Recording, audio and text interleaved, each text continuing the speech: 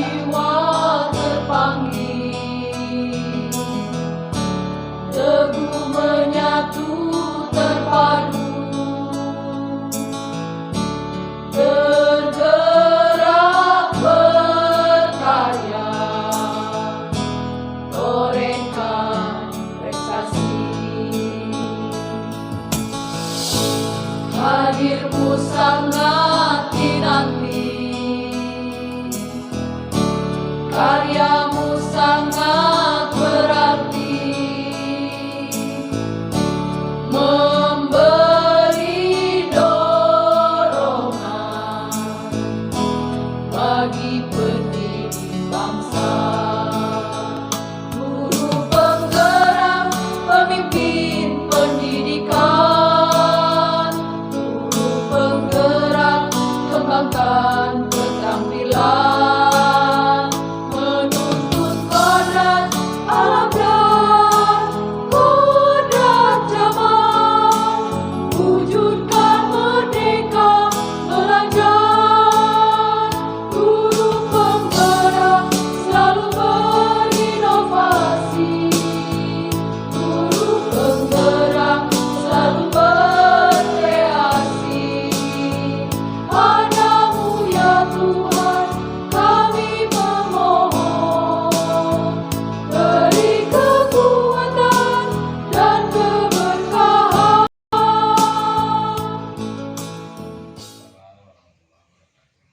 Bapak, sebelumnya mohon izin, saya Yoga Andini Regiana, calon guru penggerak angkatan 7 dari SD Negeri 3 Cimanggu, Kabupaten Sukabumi. Pada hari ini mohon izin kepada Bapak untuk melakukan wawancara sebagai tugas saya dalam demonstrasi kontekstual modul 3.1, yaitu pengambilan keputusan yang bertanggung jawab sebagai pemimpin. Apakah Bapak bersedia? Ya, insya Allah silakan. Sebelumnya saya ucapkan terima kasih Bapak atas waktunya. Mohon izin langsung saja ke pertanyaan barangkali Pak. Boleh. Pertanyaan yang pertama, selama ini Bapak bagaimana dapat mengidentifikasi kasus-kasus yang merupakan dilema etika atau rujukan moral? Kalau menurut arti berarti kan dilema etika itu adalah hal-hal yang sama-sama benar, yang kemudian kita harus memilih ya salah satunya demi untuk pemahamannya adalah berarti kita tidak bisa memilih dua-duanya, berarti kita harus pilih salah satu. Nah, kita tentu identifikasi pertama adalah bagaimana kemudian adanya masalah susulan yang diakibatkan karena adanya dilema dari dilema etika tersebut. Jadi karena kita memang sudah bertahun berada di posisi sebagai kepala sekolah, kemudian dari secara pengalaman juga akan kelihatan bagaimana ketika ada masalah dilema etika yang berkembang di sekitaran tempat kerja kita. Baik. Untuk selanjutnya, selama ini bagaimana Bapak menjalankan pengambilan keputusan di sekolah Bapak, terutama untuk kasus-kasus di mana ada dua kepentingan yang sama-sama benar atau sama-sama mengandung nilai tinggi kebajikan? Nah, untuk hal yang demikian bila terjadi di sekolah saya, maka saya akan mengutamakan mana yang berdampak lebih luas dan kemudian jangka panjang. Jadi kalau memang dua-duanya itu baik, maka saya akan melihat mana yang mempunyai dampak yang lebih luas atau lebih besar terhadap kemajuan pendidikan atau hal yang lain-lain. Kemudian juga mana yang kemudian ini akan berdampak panjang untuk kepentingan kita semua. Berarti itulah yang harus kita prioritaskan, yang harus kita segera eksekusi gitu ya. Jadi intinya prioritas bagi kepentingan orang terbanyak ya. Pak. Baik. Untuk selanjutnya, langkah-langkah atau prosedur seperti apa yang biasa Bapak lakukan selama ini? Kalau saya biasanya memang pertama tadi kita identifikasi. Memang masalah-masalah seperti itu sih tidak apa namanya tidak sering muncul lah, cuman sekali-kali memang muncul. Nah kemudian biasanya ya itu ditandai dengan adanya walaupun kecil tapi akan memperlihatkan ketidakharmonisan gitu ya.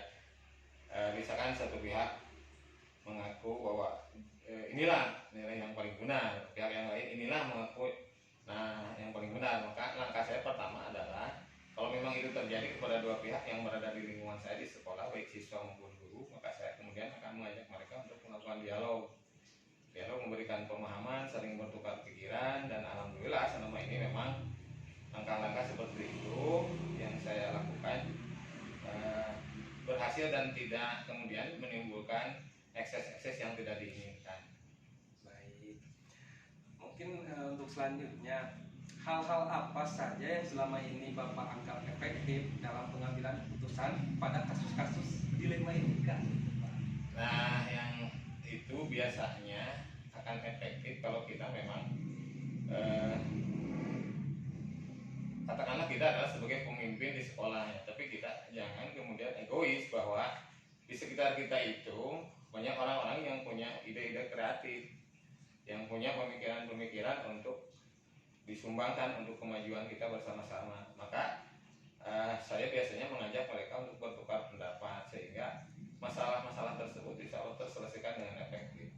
Jadi tidak hanya mengandalkan di sini, cuma memang pada hal-hal tertentu kita sebagai pemimpin di sekolah tentu juga harus menentukan sendiri. Jadi tidak semua masalah dapat diselesaikan dengan musyawarah, ada masalah tertentu yang harus diselesaikan sendiri.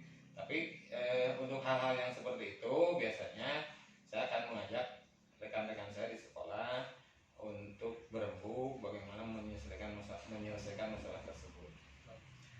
Jadi memang ada waktu-waktu pada kasus tertentu ketika memang Bapak harus menentukan sendiri dan memang ada juga ketika harus berkolaborasi. Ya, jadi memang kebanyakan yang harus berkolaborasi karena memang biasanya masalah ini kemudian akan berdampak kepada banyak orang. Baik Pak. Selanjutnya Pak, hal-hal apa saja yang selama ini merupakan tantangan dalam pengambilan keputusan pada kasus-kasus yang seperti dilema etika gitu Pak yang Bapak alami di sekolah? Tantangan terberat itu kita jadi dilematisnya adalah hal-hal itu datang dari rekan kerja kita atau siswa-siswa kita. Di dalam hati nurani kita sudah merasa kalau misalkan satu hal kita ambil yang lain sampingkan, maka akan ada timbul perasaan bahwa kita menyakiti pihak-pihak yang kemudian gagasan atau kemudian urun rembugnya itu kita tidak terima gitu, sementara kita menerima hal dari pihak yang lain. Nah, itu juga menjadi kendala. Kemudian kendala yang lainnya adalah dalam satu organisasi sekolah itu kan banyak kepala, banyak sifat, kemudian adat istiadat. Nah, itu juga kadang-kadang kita itu juga menjadi kendala dalam pengambilan keputusan-keputusan, karena tentu kita harus menempatkan diri sebagai pimpinan di sekolah itu, berarti harus dapat keputusan yang kita ambil atau kita ambil bersama dengan cara bersama-sama itu harus diterima oleh semua pihak. Kadang-kadang itu menjadi berat bagi pihak-pihak tertentu lah. Ya, baik Pak. Jadi memang ketika pengambilan keputusan itu ya Pak tidak sepenuhnya dapat mengakomodir ya, itu. seperti itu ya Pak. Baik. Untuk selanjutnya Pak, apakah Bapak memiliki sebuah ataupun jadwal tertentu nih dalam menyelesaikan kasus dilema etika? Kemudian apakah Bapak langsung menyelesaikannya di tempat atau memiliki sebuah jadwal untuk menyelesaikannya? Nah, kalau demikian bentuk atau prosedurnya seperti apa yang dijalankan gitu Pak? Biasanya sudah saya jalani di sini di sekolah ya, jadi saya secara rutin itu mengadakan bulan 2 kali, itu 1 bulan sekali, insya Allah pasti saya laksanakan. Nah di saat-saat seperti itulah, ketika kemudian ada kemarin-kemarin misalkan ada permasalahan yang mengatur salah satunya dilema etika, tentu dalam hal-hal tertentu tidak bisa secepat membalikan tangan. Misalkan masalahnya seperti ini maka kita selesaikan. Kalau masalah-masalah yang bersifat harus kita diskusikan, harus kita musyawarahkan, biasanya saya suka menunggu jadwal rapat gitu. Biasanya di awal bulan dan di pertengahan bulan kita suka rapat di sekolah ini. Kecuali kalau memang masalahnya urgen harus segera diselesaikan, maka kita kemudian melakukan tindakan. Kalau itu memang keputusan harus saya ambil sendiri, maka akan saya lakukan keputusan secara sendiri. Tapi memang kalau keputusannya misalkan harus dirembukan bersama-sama, maka saya undang guru-guru untuk rapat pada saat itu, walaupun memang tidak termasuk pada jadwal yang biasa kita rapat gitu. Baik Pak. Jadi memang melihat situasi saja begitu Ya, ya, situasi jadi, dan kondisi. Ya, dan kemudian tingkat permasalahannya itu sendiri. Kalau memang ada waktu nih dalam penyelesaiannya tidak terlalu berpengaruh, misalkan ada beberapa hari ke depan, maka kita akan mengikuti jadwal yang sudah biasa dilaksanakan di sekolah untuk rapat. Baik. Jadi memang ada yang membutuhkan jadwal dan ada memang yang harus diselesaikan Ya, segera. ya. Baik. Nah selanjutnya Pak, adakah seseorang atau faktor-faktor yang selama ini mempermudah atau membantu Bapak dalam pengambilan keputusan dalam kasus-kasus dilema etika? Tentu, karena saya gini ya, kita itu di sekolah adalah teamwork. Jadi saya sebagai kepala sekolah untuk banyak hal tidak bisa berbuat sendiri. Jadi tentu kita membutuhkan rekan-rekan kerja kita untuk memberikan bantuan untuk memecahkan masalah-masalah tertentu. Biasanya kalau masalah-masalah yang bersangkut pautan dengan masyarakat, maka saya akan melibatkan guru-guru, karena memang mereka lah yang lebih dekat ke masyarakat ya dibanding dengan saya sendiri. Maka ketika ada masalah-masalah yang ada hubungannya dengan kemasyarakatan, maka mereka akan saya minta bantuannya supaya mereka bisa melakukan pendekatan kepada masyarakat.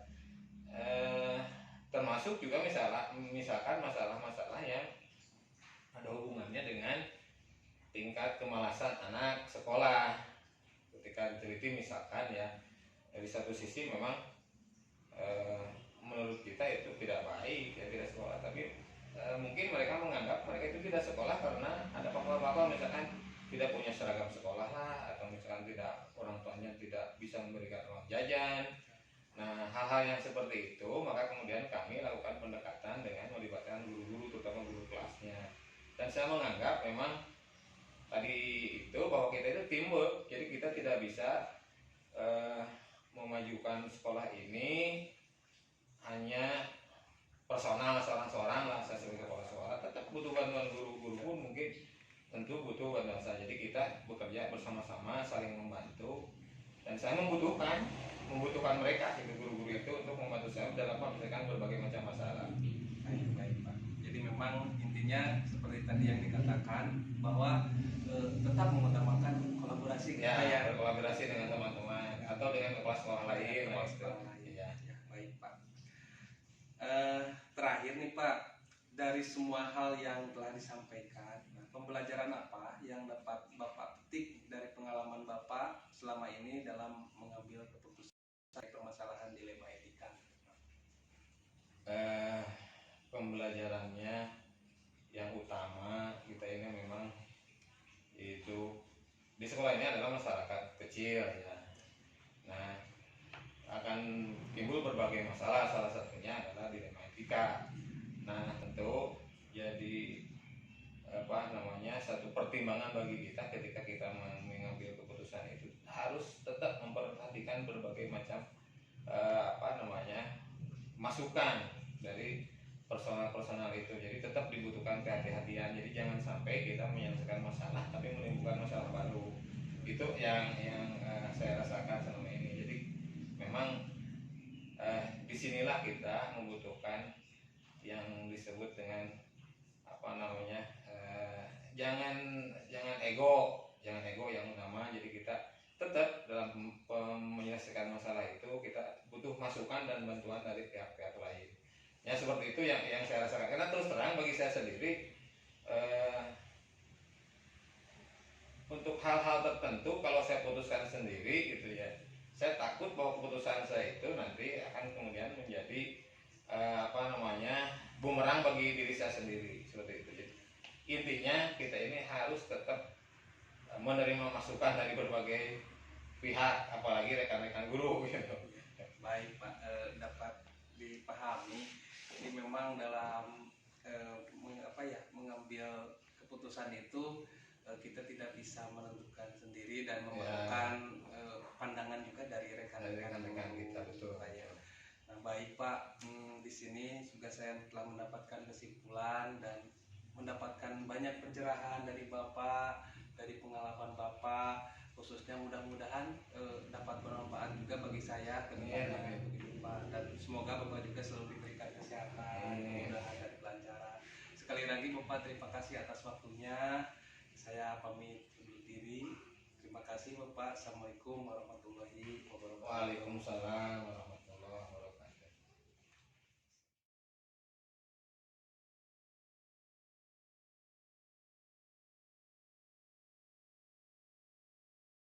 Warahmatullahi wabarakatuh. Waalaikumsalam warahmatullahi wabarakatuh.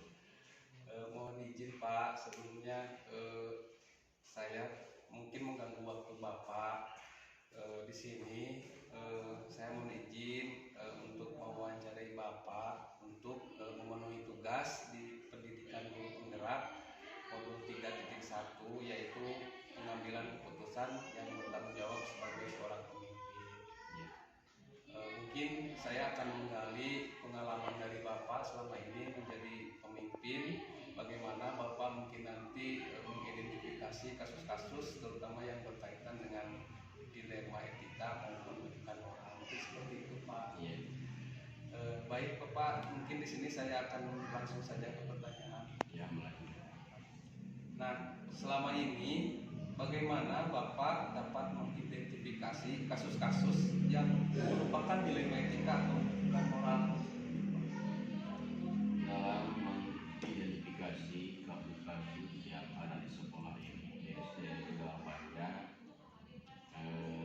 kita memperhatikan keadaan yang telah terjadi ataupun dari laporan-laporan, dan terutama laporan dari pendidik sebagai guru yang langsung memperhati anak, ataupun dari perwakilan orang tua murid, dalam hal ini komite, dan semua itu kita tampung, kita komunikasikan di rapat-rapat untuk dimusyawarahkan. Mungkin cuma itu.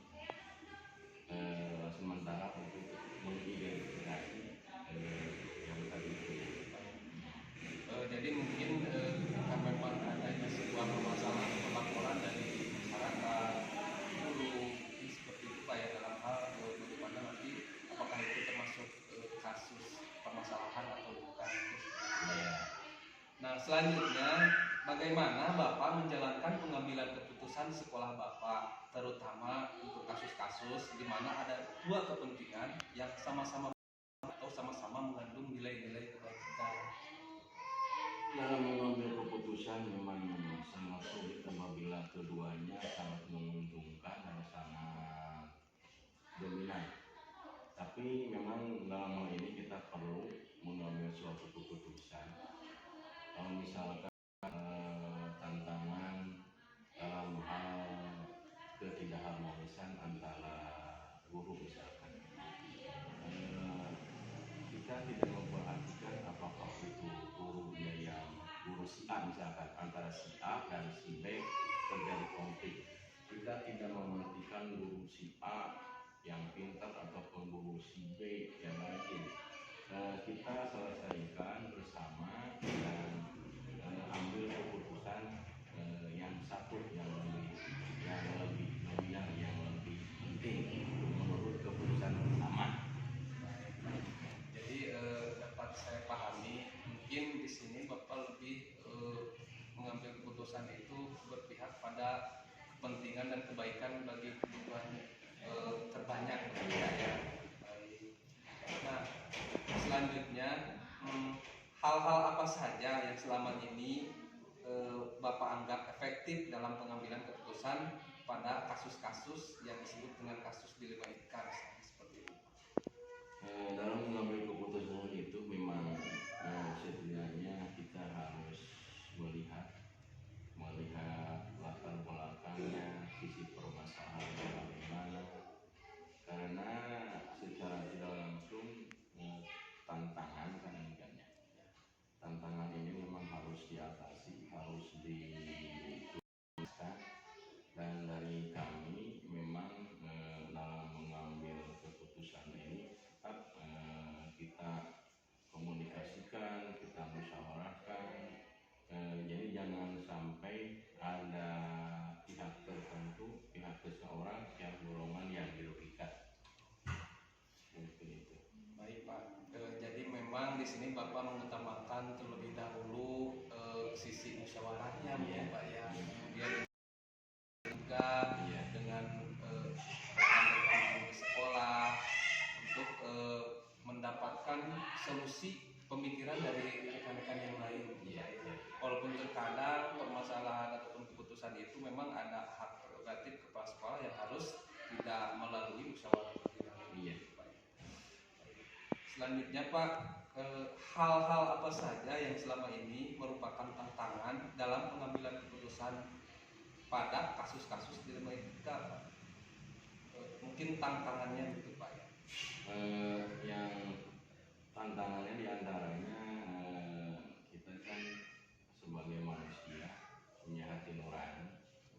Di saat dibutuhkan si A ataupun si B untuk melaksanakan tugas misalkan ya, tetap kan kita dalam hati merasa ada perasaan gitu ya, perasaan iba, perasaan apa, tapi kan kita sebagai leader, sebagai pimpinan yang harus memanage, tetap keputusan diambil berdasarkan sikap kepala sekolah yang tentunya sesuai dengan yang terbaik yang diharapkan. Baik Pak. Jadi memang yang menjadi tantangan itu kadang-kadang ya Pak, ada perasaan kecenderungan iba terhadap rekan kita, mungkin karena apa, kepatuhannya mungkin Pak ya, walaupun misalkan dia memiliki kesalahan, tapi kita juga melihat sisi-sisi yang lainnya Pak ya. Baik Pak, untuk selanjutnya, apakah Bapak memiliki sebuah jadwal tertentu dalam sebuah penyelesaian kasus dilema etika, ataukah apakah Bapak langsung menyelesaikannya di tempat atau memiliki jadwal untuk menyelesaikannya? Nah, kemudian kalau ada bentuk atau prosedurnya seperti apa yang Bapak jalankan? Memang dalam hal ini kita perlu jadwal, perlu prosedur yang digunakan untuk mengambil sikap, menentukan dalam mengatasi tantangan itu. Prosedur yang kami gunakan waktunya yaitu di per minggu. Kalau misalkan minggu ini ada permasalahan, ada permasalahan yang harus diselesaikan, solusinya di per minggu. Itu pun kalaupun memang permasalahan yang berat, kita melangkah ke jadwal per bulan. Tapi saya tidak diselesaikan per semester, tapi per bulan saja. Jadi lebih cepat, lebih baik. Jadi memang di sini Bapak lebih banyak menyelesaikan ataupun mengambil keputusan itu lebih mengidentifikasi dan menelaah dulu. Iya. Jadi tidak langsung mengambil keputusan di tempat. Nah, untuk selanjutnya, adakah seseorang atau faktor-faktor yang selama ini mempermudah atau membantu Bapak dalam mengambil keputusan dalam kasus-kasus dilema etika? Untuk biasa memang semua guru respon, semua guru respect gitu, terhadap tugas daripada kepala sekolah. Tapi memang ada beberapa orang guru yang dituakan yang bisa membantu sesuai dengan pengalamannya dia dalam menyelesaikan masalah ini. Jadi kami minta bantuan bagaimana solusinya agar permasalahan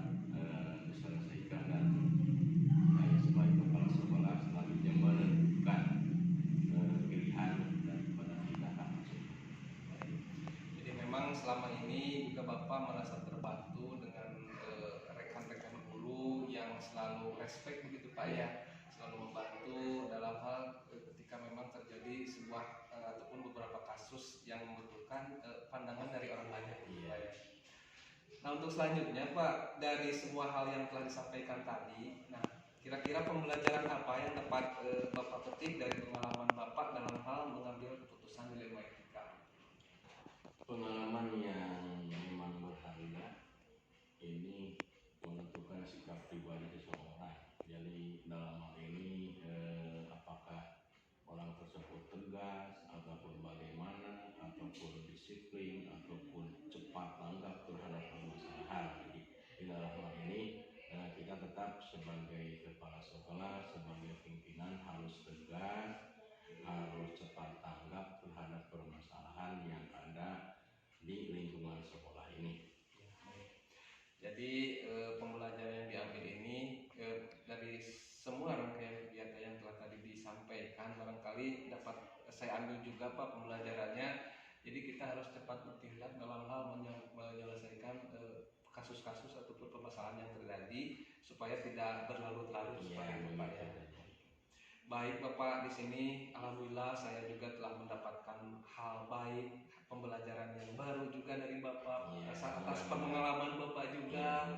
Mudah-mudahan dari apa yang Bapak sampaikan ini juga menjadi pembelajaran bagi saya ke depan dalam hal terutama dalam mengambil keputusan yang berkaitan dengan dilema etika. Ya, harapannya dari saya cukup mungkin hanya segitu saja, tapi mudah-mudahan apa yang disampaikan bisa bermanfaat dan bisa berharga bagi Bapak ya untuk kedepannya. Ya Bapak, baik, sekali lagi terima kasih juga Bapak, terima kasih atas waktunya dan mudah-mudahan apa yang Bapak harapkan juga tercapai. Sekali lagi terima kasih atas waktunya, mohon maaf telah mengganggu waktunya juga. Saya pamit undur diri Pak. Ya. Assalamualaikum warahmatullahi wabarakatuh. Waalaikumsalam warahmatullahi wabarakatuh.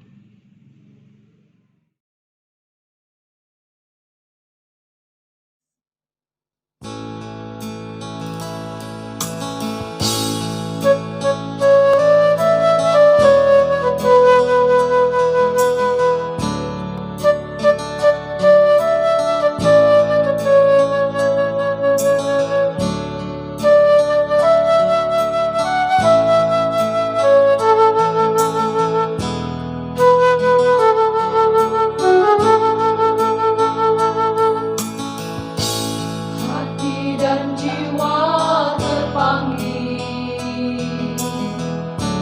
teguh menyatu terpadu, bergerak berkarya, torehkan prestasi. Hadirmu sangat dinanti, karyamu sangat berarti, memberi dorongan bagi pendidik bangsa.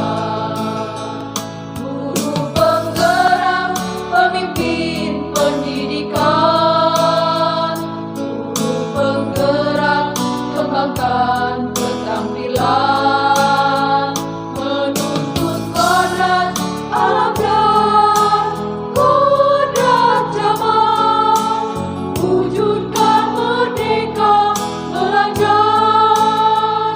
Guru penggerak selalu